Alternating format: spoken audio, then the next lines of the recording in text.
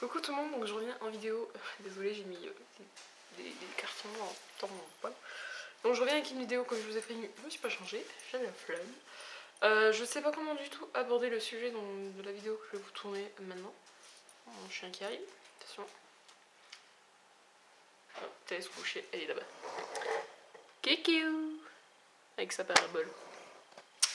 En fait, j'ai tout marqué, enfin, j'allais me lancer des fois en question, mais bon, vu que personne ne me répond jamais, ben, j'ai essayé de faire au mieux possible ce que je pensais vous parler en fait, par étapes. Juste pour vous dire, c'est une vidéo sur mon passé à l'école en fait. Enjoy Phoenix en a fait une, il me semble. Ouais, je l'ai regardée, histoire de m'inspirer, parce qu'elle m'a vraiment inspirée en fait, cette vidéo. Juste le sujet, parce que j'ai vécu un petit peu pareil qu'elle. Donc je ne fais absolument pas ça pour me faire plaindre ou quoi que ce soit. Je fais ça parce que je sais que je ne suis pas la seule, on n'est pas les seuls à le vivre. Comment vous dire? C'est très spécial de vous parler de ça, parce que c'est une période de ma vie que j'ai totalement détestée, que ça a été... pour moi, l'école a été un échec total, c'est pour ça qu'aujourd'hui je suis en galère, à cause de cet échec total. Donc je vais commencer, je vais pas trop tergiverser dans 36 000 trucs. Je pense que je vais vous la faire en deux parties parce que c'est assez long. Si j'arrive et que ça dure pas trop longtemps, je vous la ferai en une partie, sinon je vous la ferai en deux parties parce que c'est assez long et j'ai pas envie que ça mette 10 ans à charger en fait. Donc je vais commencer, hein, bien sûr. Donc désolé si je regarde un peu mon cahier parce que faut quand même que je lise un peu ce que j'ai écrit parce que sinon... Voilà, je voulais pas vous l'improviser en parlant comme ça, parce que je voulais vraiment marquer les points qui m'ont marqué, et au moins comme ça je suis un peu organisée et je sais de quoi je dois vous parler, et les points, pour pas pagayer un petit peu en fait, même si je pagaille déjà. Donc en fait les premiers points, ça va expliquer pourquoi comme je vous ai expliqué, hein, expliquer pourquoi je fais cette vidéo en fait. Donc, comme j'ai dit, hein, c'est pas du tout pour me faire plaindre, hein, c'est pas du tout pour ça. En fait, voilà, c'est comme... Je vais essayer de vous lire un peu ce que j'ai écrit parce que sinon je vais pas y arriver.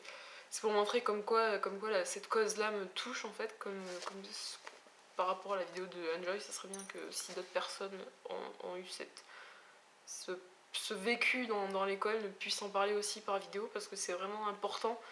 Parce que, comme je vous ai dit, ça n'arrive pas qu'à nous, ça n'arrive pas qu'aux autres, ça arrive à tout le monde en fait. C'est méchant, c'est masquin venant de la part de ces gens-là qui vous traitent, qui vous parlent mal, qui vous font vivre les pires horreurs dans votre vie en fait. Donc voilà. Donc comme j'ai marqué sur mon cahier, ce sont des causes qui peuvent aller très très très très loin. Je pense que certaines personnes peuvent se suicider. Parce que ça fait très mal en fait.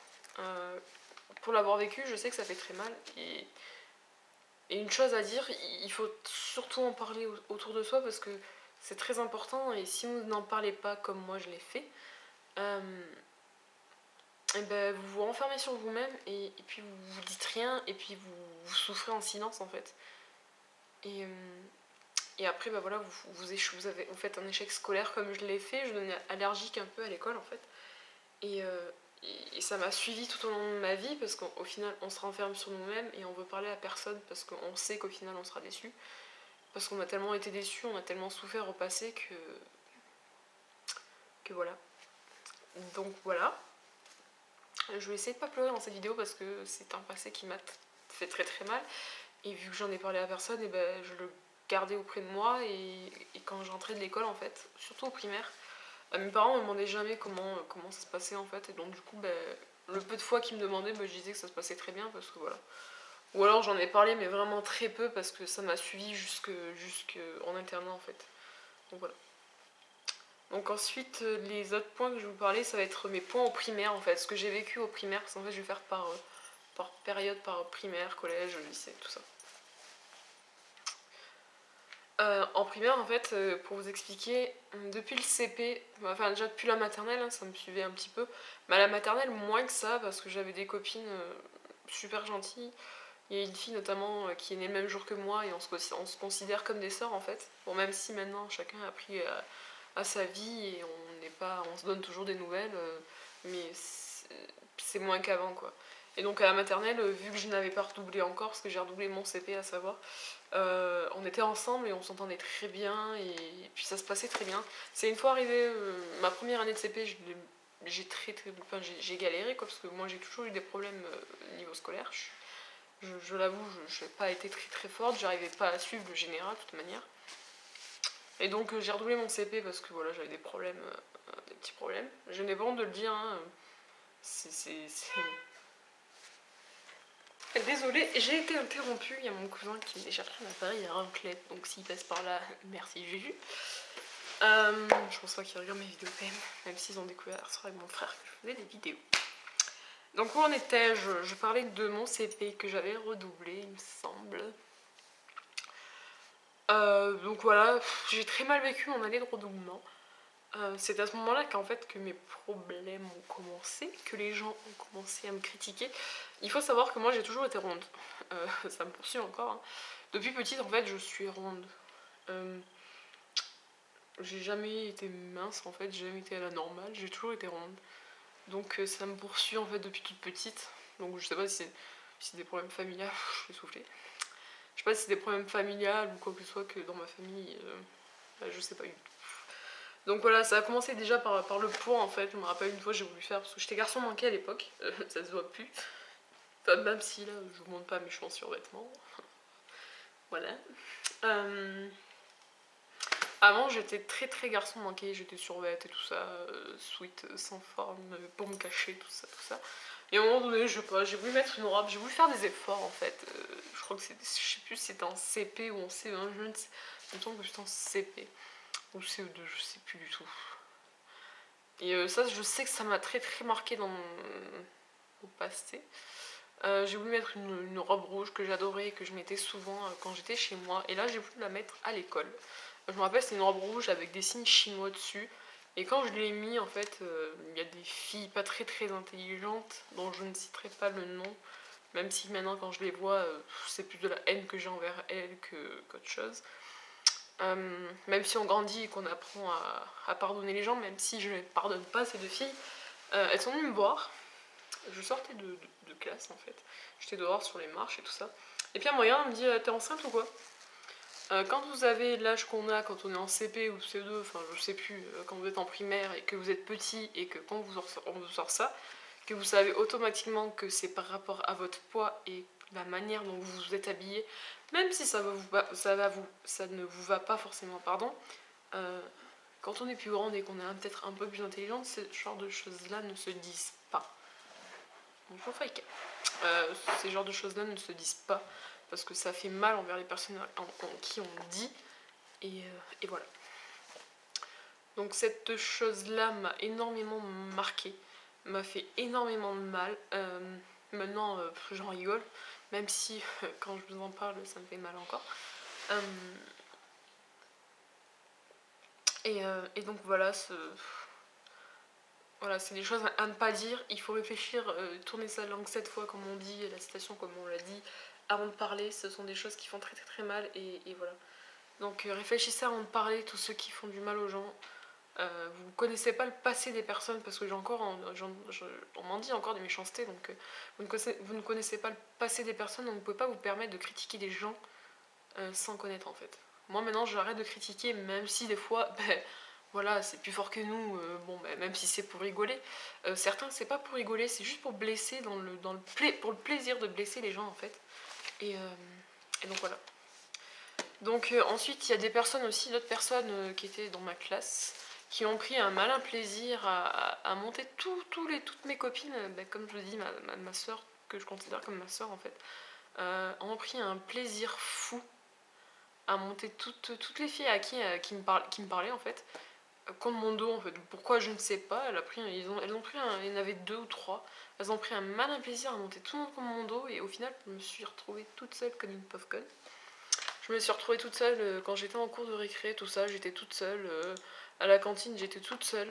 Parce que moi, j'ai toujours mangé à la cantine, en fait. Donc, en fait, j'étais toute seule tout le temps. Pourquoi elles ont fait ça, je n'en sais rien. C'est totalement de la méchanceté gratuite, en fait. Et au bout d'un moment, mes copines, mes copines à qui je parlais à l'époque, enfin, même si je leur parle toujours, mais on a chacun notre vie, hein, comme je vous ai dit, ont ouvert les yeux et se sont dit mais merde, qu'est-ce que vous faites Aléa quoi, arrêtez vos conneries. Puis elles se sont mis à me parler, elles se sont excusées et puis voilà, c'est rentré dans l'ordre, même si ça m'a toujours un peu poursuivi au fil des années. Donc voilà. Qu'est-ce que je peux vous dire encore? Moi, des critiques, tout ça, bah, ça c'est tout le temps. Hein. Quand on est ronde, ben, on est rond, c'est à vie. Qu'est-ce que je peux vous dire? Donc voilà ce que j'ai vécu au primaire. Ce sont surtout des choses comme ça, hein, des critiques, des rejets, enfin voilà, des choses comme ça. Au primaire, ça a été surtout ça, même si après au collège, ça a été un petit peu pareil. Donc le collège, bah, ça a été j'ai passé 3 ans au collège, 6ème, 5ème, 4ème, parce que ma 3ème, je n'ai pas pu, je ne pouvais pas la faire là-bas, même si là où je suis allée, bah, ça a terminé au désastre aussi. Donc le collège, ça a été 3 années de ma vie, mais vraiment, sauf à peu près, sauf peut-être la 6ème, parce que j'avais des résultats pas non plus dégueulasses. J'avais une copine, ma meilleure amie, qui maintenant bah, a sa vie, elle a son copain, elle a sa maison, enfin, on se parle plus du tout. De temps en temps j'ai des nouvelles, mais rien de mirobolant. Donc voilà, je l'ai rencontré en 6ème. Certaines personnes se sont amusées au fil de l'année à nous faire disputer, mais au final, l'amitié était plus forte que tout, puis on se reparlait toujours. En 6ème aussi, j'ai rencontré son frère, elle m'a présenté son frère, et donc j'ai eu une relation avec lui, mais rien de ça. Ça n'a pas duré, ça a duré 6 mois je crois, mais voilà, c'est tout quoi. Donc pareil, ben, comme le primaire en fait, pas les mêmes personnes, mais d'autres personnes qui étaient dans ma classe. Oui, Faïka. Qui étaient dans ma classe, pareil, on montait ma meilleure amie contre moi. Pourquoi je ne sais pas, parce que moi en fait j'étais le genre de fille à ne jamais rien dire, à toujours fermer ma gueule. Même quand on me faisait du mal, je fermais toujours ma gueule en fait. Puis je pense que c'est ça qui m'a poursuivi, je ne disais jamais rien, j'étais la fille qui suivait tout le monde et j'étais pas la fille la plus chiante je pense, la plus encombrante. Puis au final j'étais la fille à qui on le faisait plus de mal en fait. Donc au final je me rends compte qu'au plus tu es méchante, au plus les gens t'aiment en fait. Je sais pas, je crois que ça marche comme ça, mais je suis pas sûre, après je peux me tromper. Donc voilà, après arrivé en 5ème, toujours pareil, je finissais toujours seule. La pire année, je crois que ça a été ma 4ème, parce qu'alors là, tous les midis, je mangeais toute seule à la cantine. Au bout d'un moment, je pouvais plus, j'ai pété un plomb, je pétais de toute façon, à chaque fois que je rentrais, je pétais des plombs en fait. Ma famille, j'ai fait souffrir, je pense, ma mère, tout ça, parce que mes années de collège ont été les pires de ma vie et qu'au bout d'un moment, bah, je voulais plus y aller. Je crois que ma 5ème, ça a été une année exécrable parce que le nombre d'absences que j'ai eu, parce que j'avais tout le temps mal au ventre en fait, et voilà, je voulais plus aller à l'école, je ne pouvais plus. En fait, j'arrivais plus, je me forçais, mais j'avais mal au ventre, j'avais pas envie. Et ma 4ème, au bout d'un moment, quand je me suis rendu compte que personne ne m'aimait et que je finissais toute seule tous les midis, toutes les récrés, tout ça, bah, j'ai demandé à ma mère est-ce qu'elle me mette externe et que j'aille manger chez mes grands-parents tous les midis, parce que mes grands-parents habitaient là où il y avait mon collège, dans la ville où il y avait mon collège, et donc mon grand-père venait me chercher tous les midis, me ramenait tous les midis. Donc voilà, c'est vrai que c'était un effort pour eux parce qu'il fallait qu'ils viennent me chercher tout ça, mais moi je ne pouvais plus, je n'avais plus le moral pour manger en fait à la cantine parce que je n'y arrivais plus en fait. Je n'avais plus la force de rester seule. Je sais que au final elles ont été contentes parce qu'elles ont gagné la bataille, mais moi j'arrivais plus en fait. Donc voilà, je ne pouvais plus. Donc voilà, après je suis partie en 3ème, je me suis dit non c'est pas possible, tu peux pas, déjà tu ne peux pas continuer en général parce que tu n'iras pas loin, et ton année de 3ème tu vas complètement la foirer. La 3ème générale ça n'était pas possible. Après je sais qu'il y avait la 3ème insertion, mais je ne l'ai pas faite, j'aurais peut-être dû, mais bon, c'est le passé, c'est comme ça. Donc j'ai décidé de partir en internat. Ma copine Blandine, qui avait une chaîne avant, m'avait parlé qu'elle était dans une maison familiale. et rural. Donc j'ai voulu tester. Je me suis dit que j'allais arriver à l'internat, que c'était pas grand chose, c'était qu'une semaine et que le week-end je rentrais. Mais en fait, je me suis pas attendue, je me suis pas attendue comment dire, à la qualité de l'internat en fait. Et voilà. Au début les premiers mois, ça allait. Mais je crois que j'ai tenu même pas 4 mois. Parce qu'au fil des semaines, ça partait.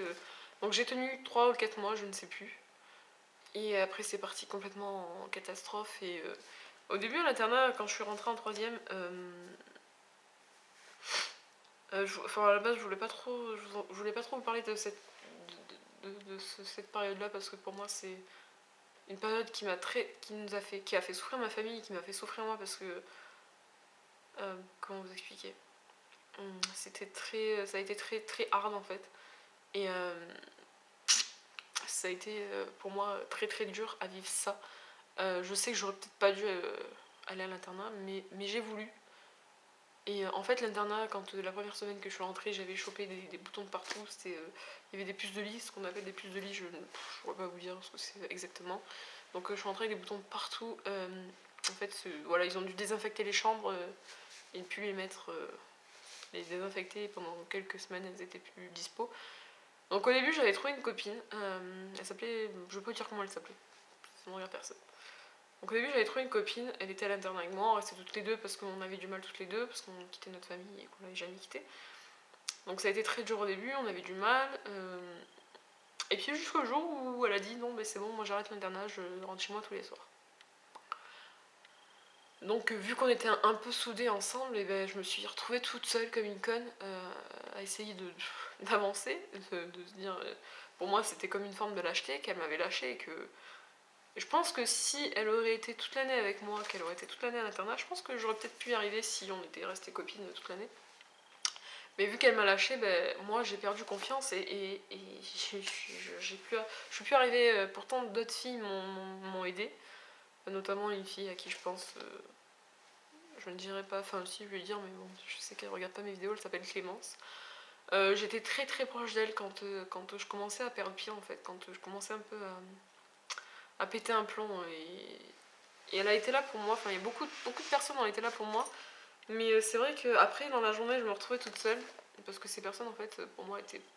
C'était pas des faux culs, mais chacun, il y en a certaines qui étaient là depuis leur quatrième, donc elles connaissaient déjà du monde, elles avaient déjà leurs amis, et moi j'arrivais là, on arrivait là, on était nouveaux, et puis on connaissait personne, et puis vu que moi je n'arrivais pas à parler et à me mettre dans la masse, et ben en fait les autres ils venaient pas vers moi tout simplement, et vu que j'avais tellement galéré au passé que ben, je croyais qu'on se foutait de ma gueule et que voilà. Donc j'ai tenu 3 mois et au bout de 3 mois j'ai pété littéralement un plomb, j'ai pété le boulard et je n'ai plus voulu y aller. J'avais mal au ventre comme d'hab, des maux de ventre impossibles. Et donc du coup ben, j'ai pété un plomb, j'ai complètement pété un plomb à l'internat. En pleine journée, j'étais à l'infirmerie avec une copine, Blandine notamment. J'ai carrément pété un plomb, il fallait que j'arrête, il fallait que je parte quoi, c'était plus possible, je ne tenais plus. Pour celles qui ont fait de l'internat et qui n'ont pas supporté, comprendront. Pour ceux qui ont eu des internats super méga top, voilà, ils peuvent pas comprendre, mais moi je n'ai absolument pas supporté, comme je vous fais que de vous le dire. Et un jour, la directrice, ou je sais plus, a appelé mes parents, ils sont venus, sauf que je ne le savais pas. Et elles ont parlé de tout ça. Je ne vous parle pas de mes résultats, parce que mes résultats c'était super, hein, j'avais des super résultats d'ailleurs. Je remercie certains formateurs, notamment quelqu'un que j'ai sur Facebook. Et voilà, je sais que peut-être que si ma vidéo était pas trop désastre, je lui enverrai pour lui montrer que je le remercie énormément, qui m'a beaucoup aidé et notamment une autre personne aussi que je remercie qui m'a aidé, qui a fait ouvrir les yeux à ma mère en fait, comme quoi bah, c'était plus possible, que je devenais malade. En fait oui, je me rendais malade en fait, je me rendais pas compte, mais j'étais malade et que je ne supportais plus, qu'il fallait plus que je reste ici parce que sinon j'aurais fait une connerie, j'aurais fini par faire une connerie et il fallait qu'on me sorte de là en fait. Donc cette personne m'a beaucoup aidée. En fait tous les formateurs étaient super sympas, sauf un que j'ai pas non plus approché. Mais je pense aussi que ce début de pétage de plomb, ça a été dû à mon stage où j'étais, et puis ça n'a pas été, donc c'est parti de là. Déjà, je ne voulais plus aller au stage, et je ne voulais plus aller à l'école, donc en fait, c'est parti de là, je pense. C'est au bout de ce stage que c'est parti.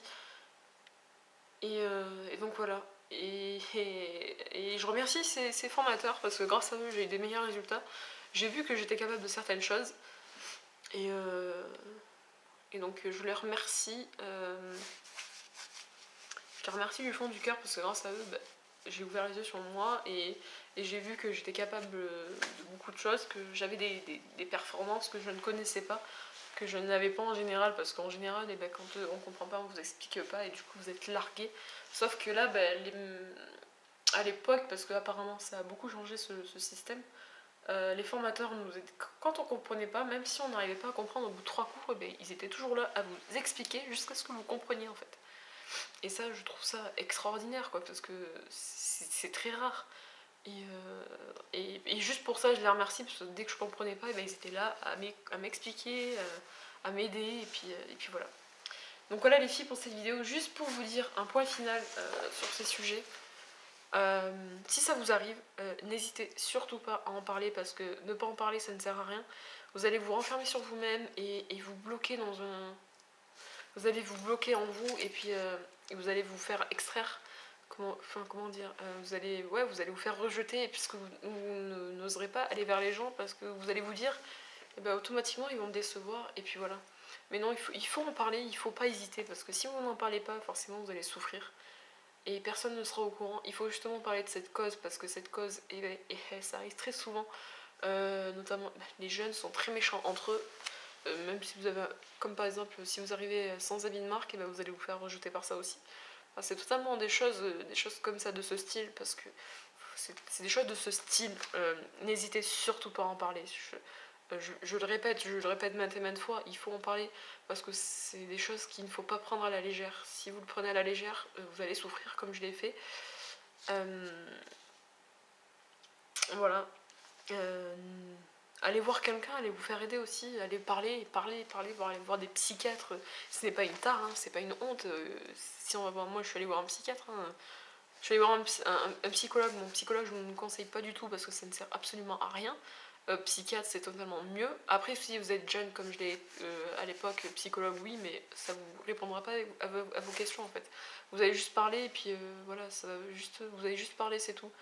Ils vont pas vous aider à débloquer certaines situations en fait. Psychiatre, c'est totalement mieux pour moi. Donc voilà, c'est pas une honte de se faire aider, hein. Je vous le dis cash, hein, c'est pas une honte. Je n'ai pas honte d'être allée voir un psychiatre, hein. Je n'ai pas du tout honte. Moi, je suis allée le voir après la mort de mon grand-père, parce que je n'arrivais pas à m'en remettre. Voilà quoi. Et grâce à ça, j'ai réussi à aller de l'avant. Sinon, sans ça, bah, je ne serais pas arrivée, et voilà. Il y a des moments où je me tâte d'y retourner, parce que voilà, j'ai des choses qui restent sur le cœur, et que voilà. Donc voilà les filles pour cette vidéo, je vais arrêter parce que je commence à avoir le nez qui pique. C'est une cause qui me touche énormément, parce que j'ai énormément souffert dans mon passé.